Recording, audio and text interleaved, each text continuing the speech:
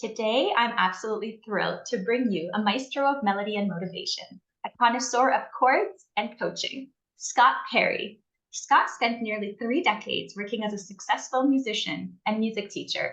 He then transitioned to his creativity to coaching, where he became the head coach at Seth Godin's workshops, helping people unlock their professional potential. Today, Scott is an encore life coach, a freelance writer, a best-selling author, and the chief difference maker at his company Creative on Purpose, where he helps clients find and refine their calling by defining, developing, and delivering on the difference that only they can make. Scott, welcome to the show. I am absolutely thrilled to have you here. Wow. Well, I'm glad this is recorded because that was like the best introduction of me ever. I almost didn't recognize who you were talking about. That was fantastic. Thank you so much for having me, Mary. It is absolutely my pleasure, Scott. So, to start things off, I'm wondering if you can share a little bit about your background and what inspired you to shift careers from being a music teacher and a musician to the work that you're doing now as a coach. I'll skip around a little bit so it's not too long, but when I was in the seventh grade, I collided with two wonderful teachers, and each turned me on to books that have been with me ever since. One was Marcus Aurelius's Meditations, which is one of the three main books from antiquity about Stoic philosophy.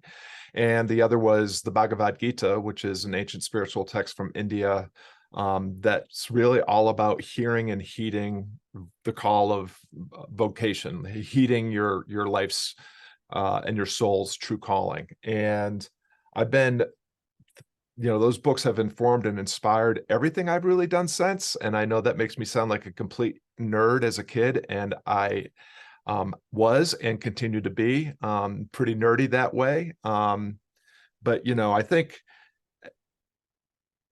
whether it was as in my career as a musician or in my current, my contract, my 5-year contract with Seth Godin's Akimbo workshops, or my current, freelance coaching career, we are always navigating life's ups and downs, celebrating our wins and trying to figure out how to make our way through challenges. And those two books just provide a ton of insight and inspiration for how we can do this with greater purpose, with greater prosperity, and greater peace of mind. I'm fond of saying the older the problems, the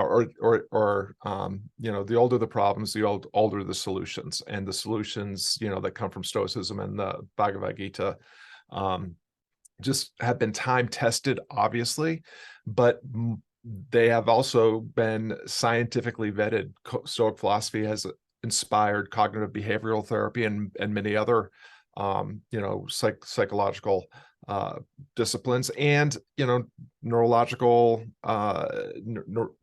scientists that study neurology have found that the things that Stoicism and the Bhagavad Gita teach us actually have a huge impact on our ability to what I call find stillness in the storm, to be an active participant in our own lives, and not just cave into all of the distraction and all of the difficulties that life might point out, point at us. So that's a little bit about how I got to where I am. That's beautiful. That's beautiful. And nice to have stumbled upon those books at such a young age that could really, form the frame in which you see life and provide some guidance on a more meaningful, deeper level. That's beautiful. So then I'm curious, how, what made you decide, coaching is my path. Mm. This is what I want to do. This is what I feel called to do.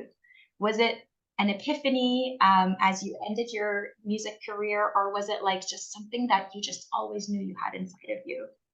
Yeah, that's a great question. I'm very fortunate in that, yes, I was very grateful and fortunate to have collided with two really impactful teachers at a young age, at an age where I was really probably at a crossroad between ending up in juvie, as we used to call it, outside of Boston, or, where I am. And Scott and Don are my teachers from the 7th grade, and I'm still connected to both of them to this day because they've just had such a huge impact on my life. And now I've lost the thread of your question. Go. Oh, that's okay. Actually, Scott, for me, I'm just curious about like whether you always knew you had that coach in you, or if that's something you kind of, something had happened where you realized, oh wow, this is the next thing for me.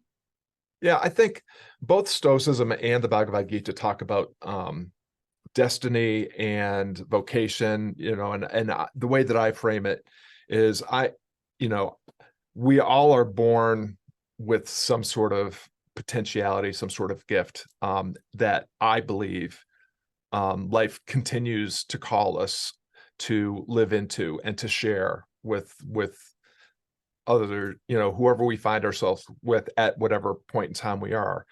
And it can get a little, the way that people think about you might call it, instead of vocation or calling, some people might call it your life's purpose or your passion, your life's path. These are all different ways of describing what we generally mean is the same thing. What am I supposed to do with my life? What does it mean to be human? What does it mean to be happy? How can I be more of both? And for most of us, it's in the things that we choose to do with the time we have, from the time we exit the womb to the time they put us in the tomb. And I, don't subscribe to the Simon Sinek, you're born to do just one thing and you'll figure it, you have to figure it out by the time you're 20 and it never changes. That doesn't make any sense to me. I think that some of us will hear the call of vocation periodically in our lives, through some sort of internal dial, like something inside of us is speaking to us because it wants to speak through us. And sometimes it's something outside of us that is speaking to us because it wants to speak through us. But I think, the Quakers have this beautiful saying, let your life speak. And I think that's why we're here, is to, how do we leverage our sufficiency? We all possess everything we need to thrive and survive in this world. I was mentioning my grandson before we got on. I witness this every day. He's not reading any manuals. He's not taking any courses. He's not watching YouTube videos on how to learn to walk and talk, yet he's doing these things with very little instruction, just a lot of encouragement from his grandparents and his parents.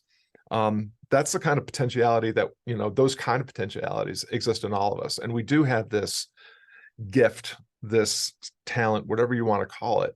But that talent has to come out and be informed and reflected in the times that we're in the situations that we find ourselves. So I think it makes sense that calling can change and iterate over time because we evolve over time and circumstances and situations evolve over time or change over time. So I think, I began I thought my calling was to be a teacher, and I actually graduated and immediately got a job at a really famous private school in New England that most people would have died to get a job teaching at. And within 3 years, I was saying, this is bonkers. I can't do this. This is not what I'm meant to do with my life. Not because I didn't enjoy teaching or I didn't enjoy young people. I loved teaching, and I loved, I grew up when the Dead Poet Society, came out about the same time I was entering education, and I wanted to be that guy. But the way institutionalized education operates, you don't get to be that guy because there's a hierarchy and there's an administrative and there's, norms, and it's a very controlled situation. And I felt really confined by that. So I changed gears and became a musician. That's what life called me to do at that moment. And it called me to do that for a very long time. And then when I was a student in Seth Godin's Alt MBA in 2016, I felt this tug to do something else, but I didn't really know what it was. And so fortunately, I, earned this position inside Seth's organization, and I was able to I was essentially practicing coaching, even though I didn't think that I wanted to ever be a coach. And I came to coaching very reluctantly. When I was trying to figure out what's next for me, everyone around me said, "You are a fantastic coach. You should just be a coach." And I was like, "I don't want to be a coach. Coaching's dumb." And, at one point, 5 years into this, figuring out what I'm going to do with the rest of my life, my wife said, "This thing that you're doing, I know that you really like it, but it's really expensive. And you need to figure out a way that we can start paying for this, without dipping into our savings all the time." And so, kind of out of desperation, I was like, "Okay, well, everybody says I should be a coach. I'm going to tell all these people that I'm a coach. I'm going to give them an opportunity to buy a coaching package. And if I sell 10 of these, then I'll give it a try." Well, 11 of those people bought a package. I coached for a month. Turned out I loved being a coach. And so that's how I found my way into that calling. So I think, again, the long and the short of it is that life can be speaking to you in many Mhm. different ways because it wants to speak through you. And the way that you will figure it out is by seeing and staying in and sharing your power, to control the two, to have agency over the two things that you have agency over. You control your mindset, the way that you see and frame the world, your perception, and you get to choose what you decide and do next. And that's all that's really yours. Everything else is outside of your control. Some of it's you have influence over. But if you're going to, we live in a culture that loves to just gather knowledge, and you're not going to find the answer to what you're supposed to do with your life by just reading a book or taking a seminar or going and listening to motivational speakers. You're going to have to, learning happens by applying knowledge. And if you're tuning into this broadcast, you know enough. And what you need to do is to do something with, some of the knowledge that you already have, and learn by doing, which means you're going to have to get really comfortable, and get good at doing things badly, because we all do new things badly at first, but that's how you figure out how to do them better, and figure out what are the things you should do more of and what are the things that you should do less of. And if you do that enough, your life will reveal itself. It's not usually an epiphany in my experiences. It can be. Sometimes it can be a crisis. I know lots of my clients are in that moment, where a relationship is ending or their role as a parent is ending, and they are really lost and confused and suffering because they don't know what to do. Um, and that's the opportunity, right? Is, when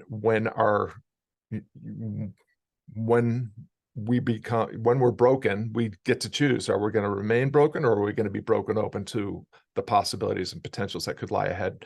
And are we going to adopt the posture, the attitude, and the mindset of someone that's going to be an agent of their own destiny going forward? Wow, yes. That's beautiful. I love that because you're right. Our calling can change over time. It's not like you were born to do this one thing and this one thing only, because I think that's not realistic. And I think a lot of people think that that's the way it should be. And then they spend their whole life trying to figure out what that is, or what the meaning of their life is, or what they're, what are they meant to do.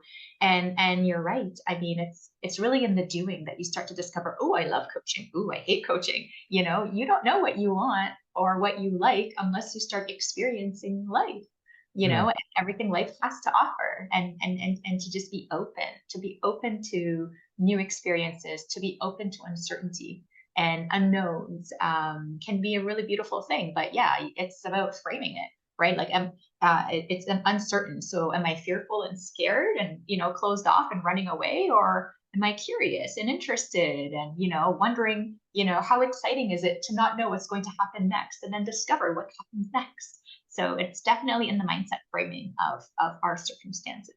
Yeah, no, that's great. That's awesome. So, I mean, I'll say that, like, for me, it was definitely an inner game in terms of coaching, like I knew I've known for so long that, the career that I have is not really something I absolutely love. I'm good at it. It's comfortable, but it's not something that like I feel I'm called to do. So when COVID happened, it was really such a massive opportunity to really go within and say, okay, let's look at the areas where I've always been uncomfortable and let's try to find, do a little bit of soul searching and really try to find like, okay, well, what emotions do I really want to be experiencing when I wake up in the morning? Like I want to feel excited. I want to feel like I'm making a difference. There's an impact. I'm being used and called to do something that's greater than myself. And that normally involves helping other people. So for me, it was really like doing a lot of personal development courses and wellness courses and really just try to figure out like, this question that I think a lot of people don't always ask themselves, which is like, what do I actually want? You know? And sometimes we shy away because we just don't know, right? And I think that goes back to like being open to exploring, trying, failing, trying again. And I think that that's a really great perspective to have in that, like, we don't need to know, but we need to be doing something to find out, you know? Mm. Yeah, Right. I love that. There's a couple things that you shared that I think are threads worth tugging on a little more because, again, this idea that we are born sufficient and whole, possessing everything we need by virtue of biology and evolution, we are, really fascinating creatures in that we hold opposing ideas in our head all the time and our heads don't explode. We are by nature. We like to know where we stand and what's expected. We love the status quo. We love for today to look a lot like yesterday and expect tomorrow to look very much the same. And we also have this adventurous aspirational nature where we seek the edges of our understanding and ability, and we want and we are able to embrace the discomfort of unknowing or not knowing. Um, and so you can you can navigate and toggle back and forth between these two, uh, you know, dualities of our nature. And one of the things that I think, one of the tools that I've arrived at from my own experience and just through working with other people is, so often we make sense of ourselves, the world, each other, our situation through narrative. We're born storytellers. It's how we developed language and why we survived when everything else on the planet wanted to eat us for lunch.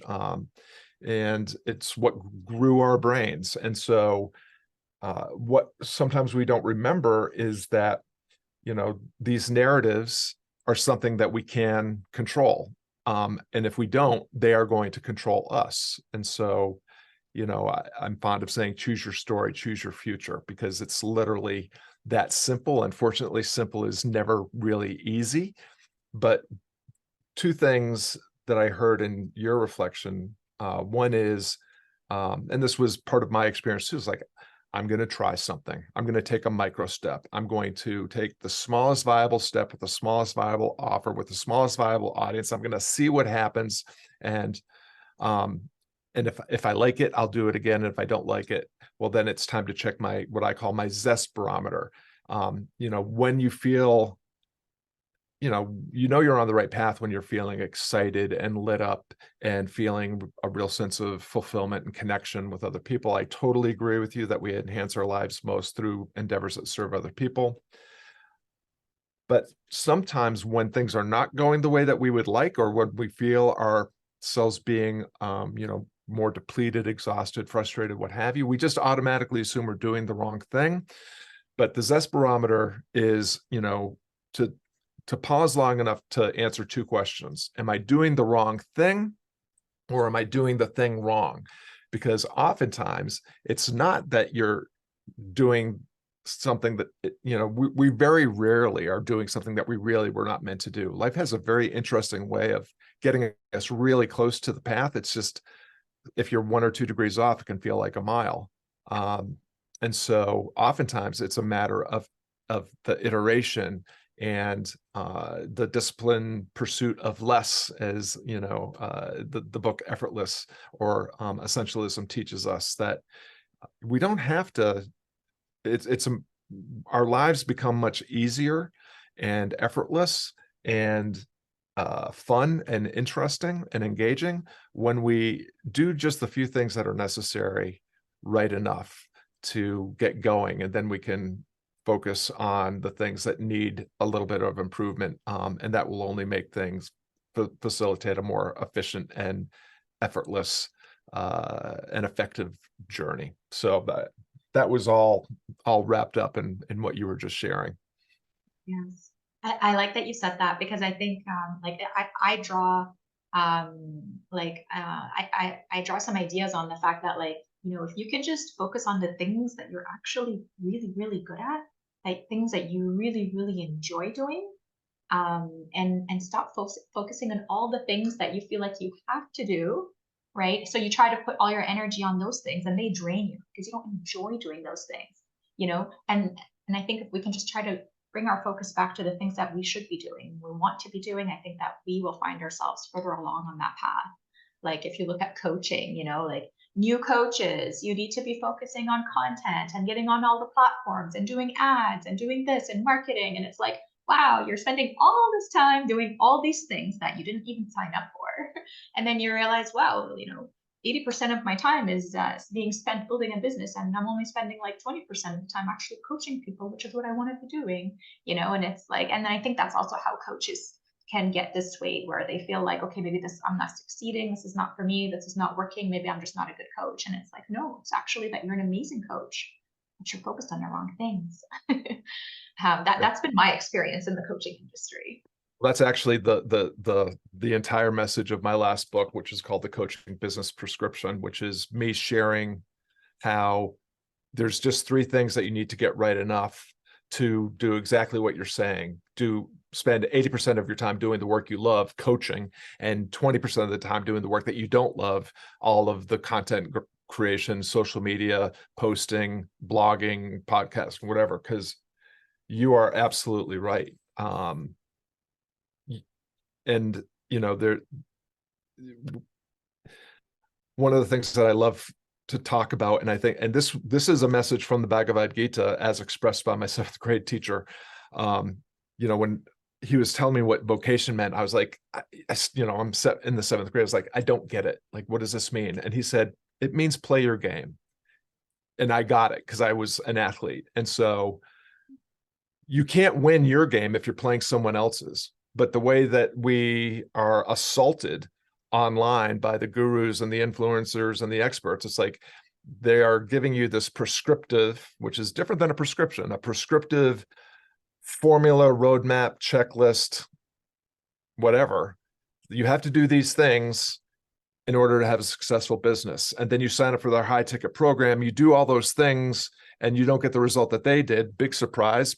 It worked for them in the past, and it worked for them because they're them, and you're here now, and you're you, not them.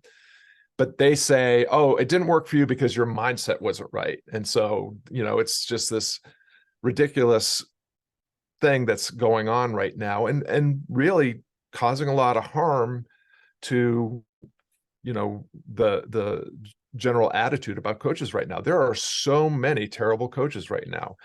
And I hear that from people I work with, like, I can't get any traction because nobody likes coaches anymore. It's like, well, no, people don't like bad coaches.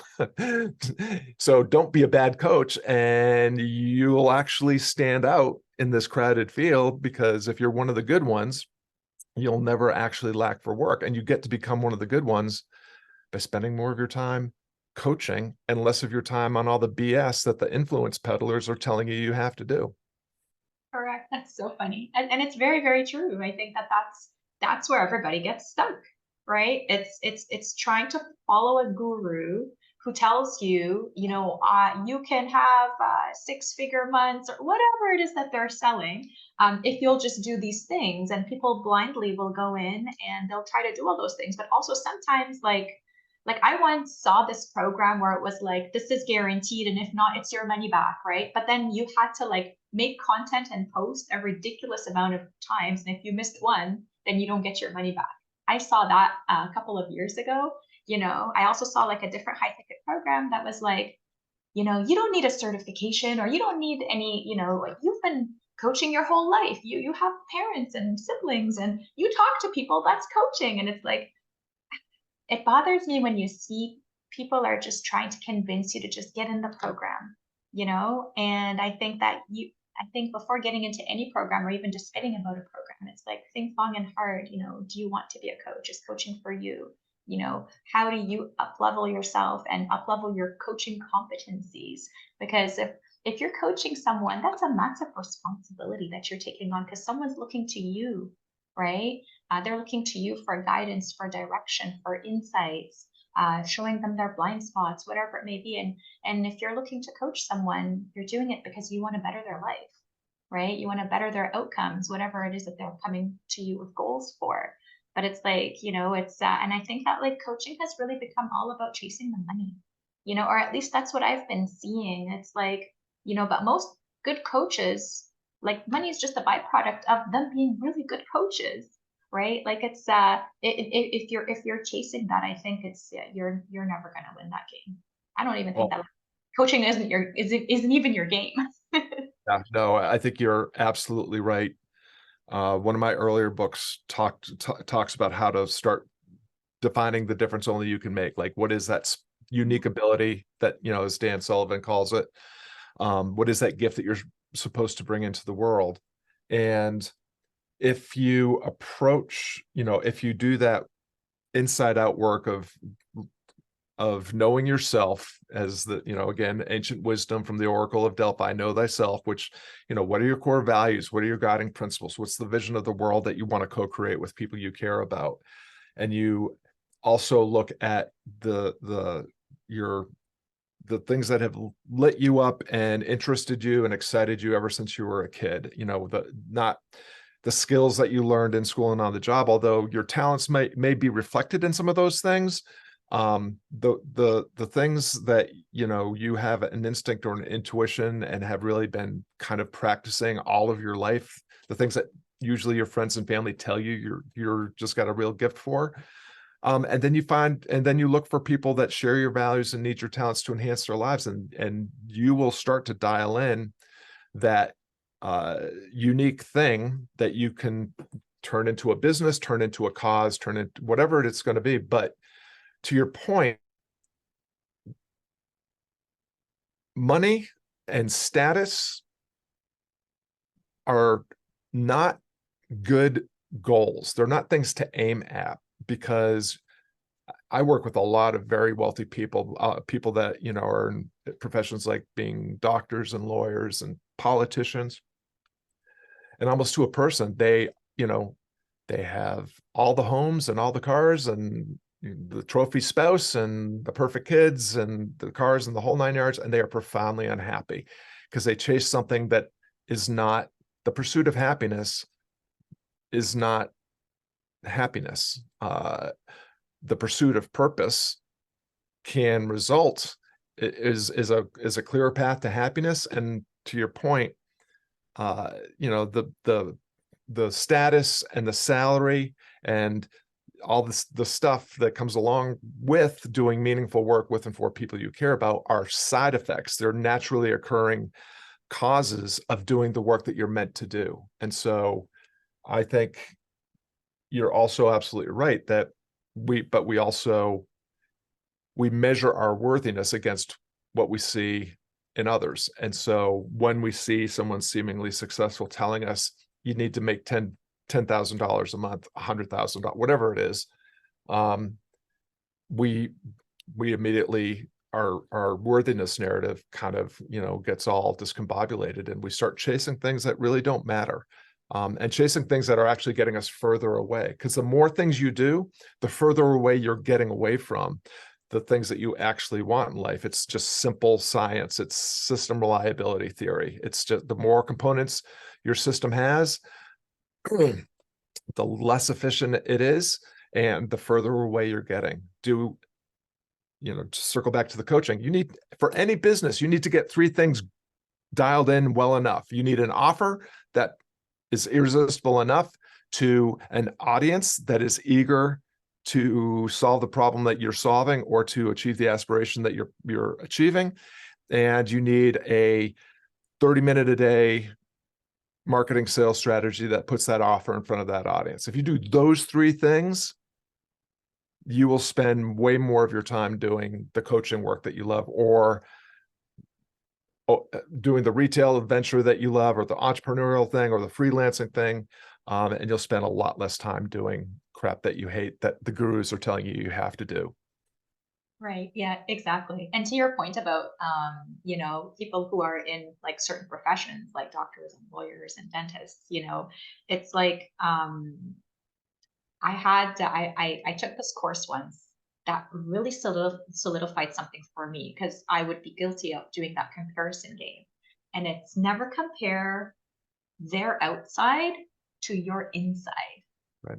right? Because you don't know what their inside is. You're comparing apples with oranges. You need to be, and that's why we need to continuously just compare ourselves with ourselves, and our ability to continue to iterate and improve ourselves.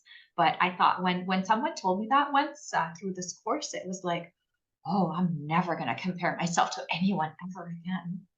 And that felt so freeing. Yeah.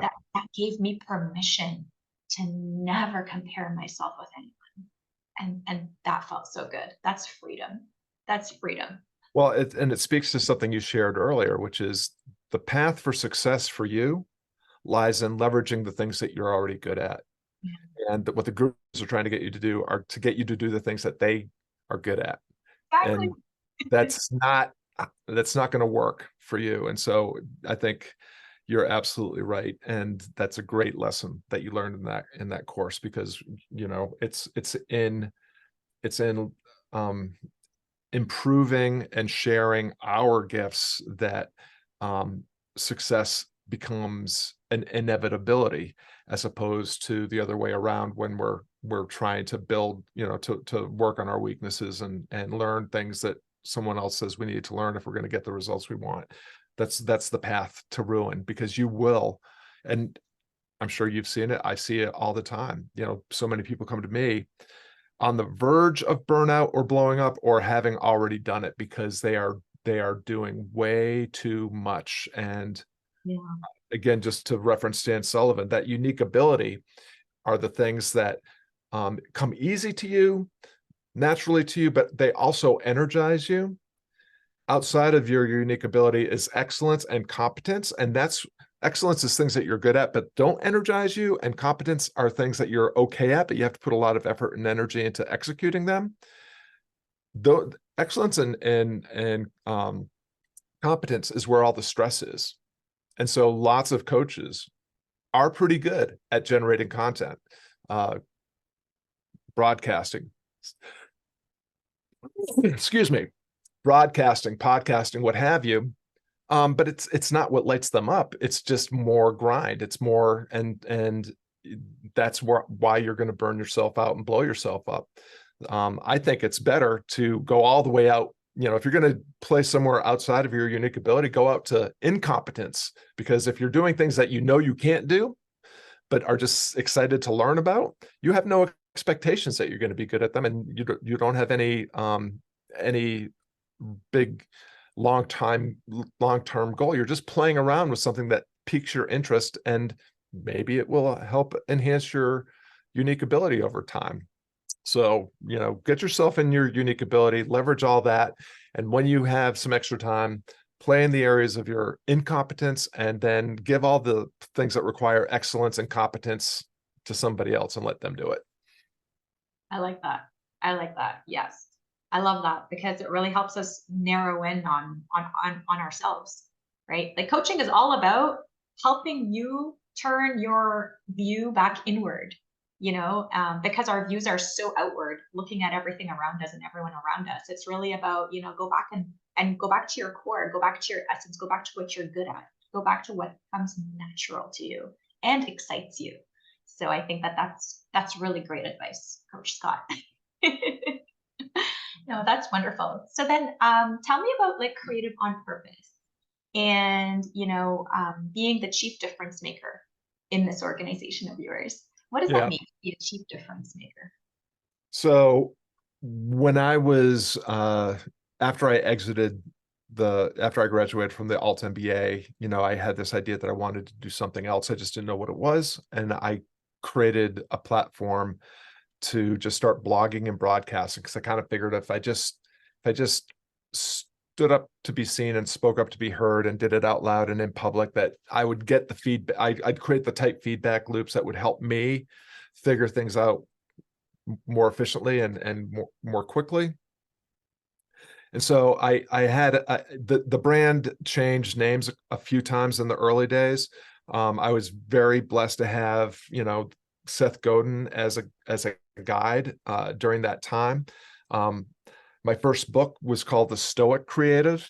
I actually had the chance to hang out with Seth at his office one day, and he was like, this Stoic thing that you're banging on about is really misunderstood by most people in your market. Like, it would be a good idea if you didn't call it the Stoic Creative. And I was like, oh, no, I know what I'm doing. And of course, Seth was right. The book continues to sell, but I mean, it didn't, Seth was absolutely right. It's just Stoicism is vastly misunderstood by most people, who, even those that call themselves practitioners of Stoic philosophy. There's more to Stoicism than tattooing Marcus Aurelius on your enormous bicep.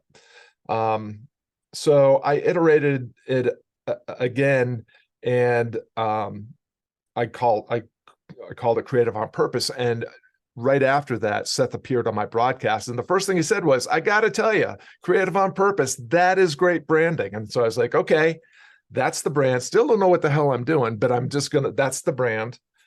And I continued broadcasting and blogging. I wrote books. I would just host these workshops that were talking about things that were interesting to me. And I probably wrote half a dozen books and, a couple hundred blog posts and a couple hundred broadcast episodes before things really began to clarify. And I have worked pretty consistently with people that are solopreneurs, freelancers, coaches, and creatives all along. And I believe that the art of living is a creative enterprise, that we build ourselves from the ground up. And so, I'm not just working with people that are painters and potters and candlestick makers.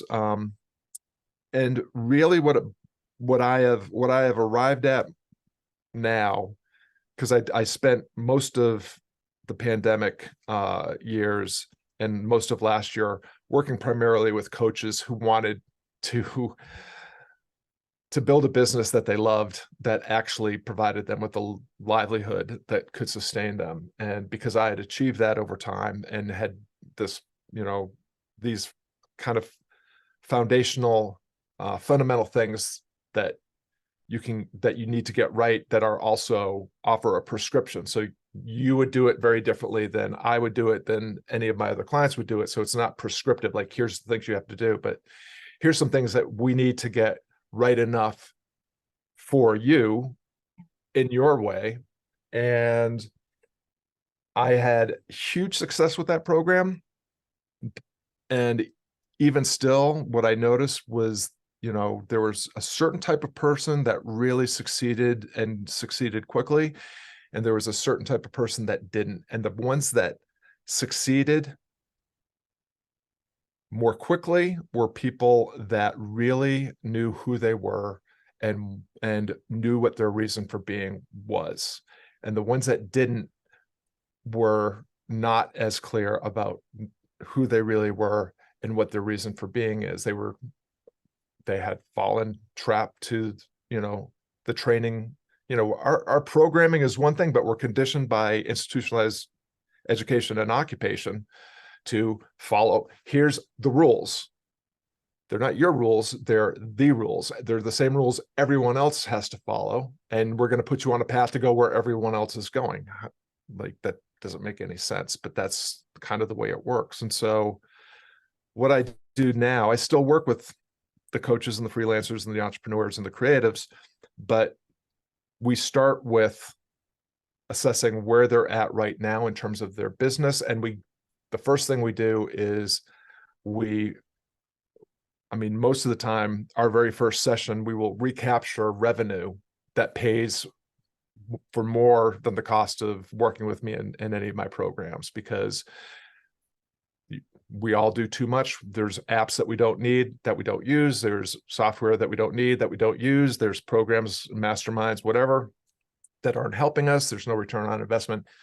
We put all that stuff back to your bottom line. We get your business going so that you're earning, something that resembles a consistent monthly revenue. And then we can take a little bit of time, and it doesn't take much time, to start to dial in what is the difference only you can make. What's that unique ability that you have? What is the offering that will make you the best in the world at doing this thing the way that only you can do it? So mindset is a popular coaching area.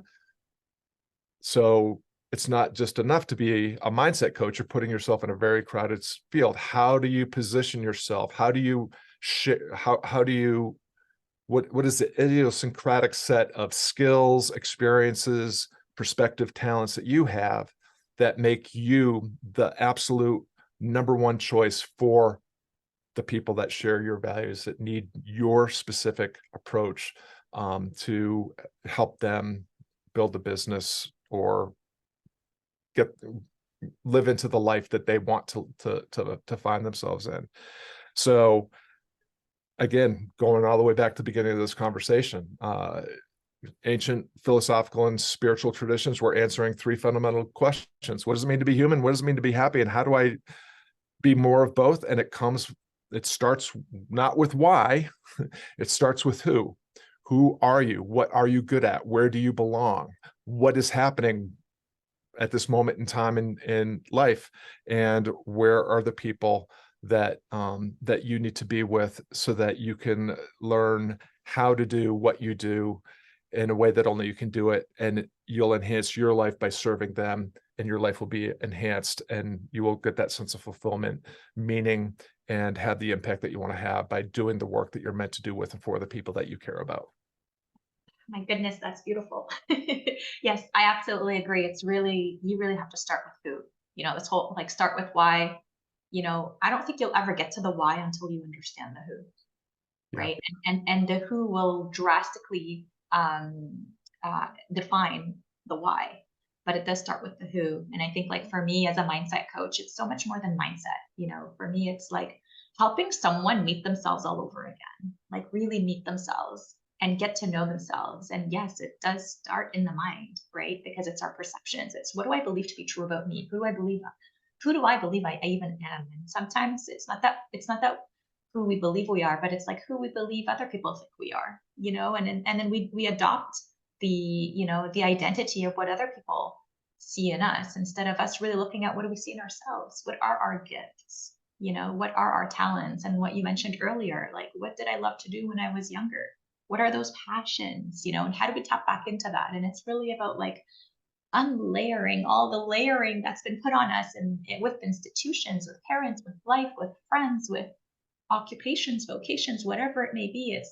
It's like we're constantly getting things layered on top of us, and then we start to really even forget who we are. What do I want? And we stop asking those questions because it just seems like an impossible answer, or it's very, very hard to go back to the core.